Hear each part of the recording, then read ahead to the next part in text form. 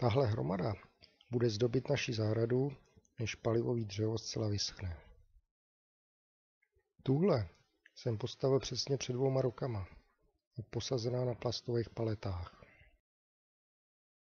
Po 2 letech venku je dřevo suchý a hoří výborně. Teď na jaře jsem objednal novou dodávku. Bude mě to stát 6,5 tisíce korun. Celé je to dub. Tenhle nákladáček má 6 kubíků. To samozřejmě není 6 kubíků dřeva, ale je to 6 kubíků sypaného dřeva.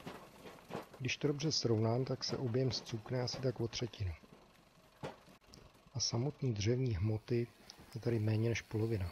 Vychází to asi 2,6 kubíků 100% dřeva je v tyhle 6 kubíkový dodávce.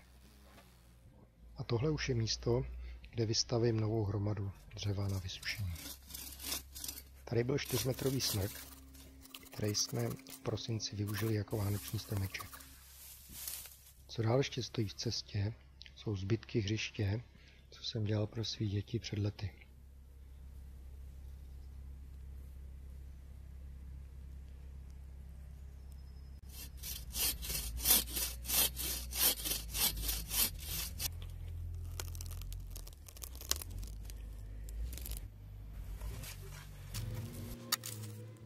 A tohle bude ještě hodně koleček dneska.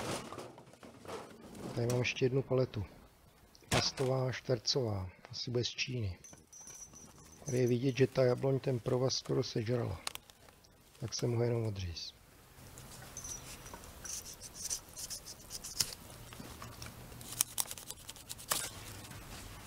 Chci, aby hromada měla základnu pruhovou. A taky, aby nebyl vidět ten černý plast. Tak jsem dotáhnul cihly a takhle vyrovnal do kruhu kolem ty palety. Tady už jsem začal rovnat první řadu polen, takhle do kruhu. Pro dobrou stabilitu je potřeba, aby se polena nakláněly směrem dovnitř. Z toho důvodu jsem čas od času dal poleno napříč, na vnější straně stěny, aby jsem vyrovnal úhel. A tím zvednul vnější stranu vejš, jako tady.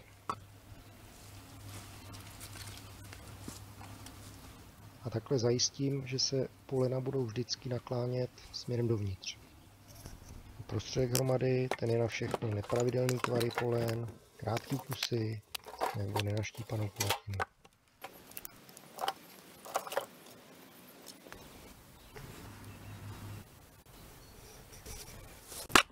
Takhle mokrý dřevo jde se kerou štípat výborně.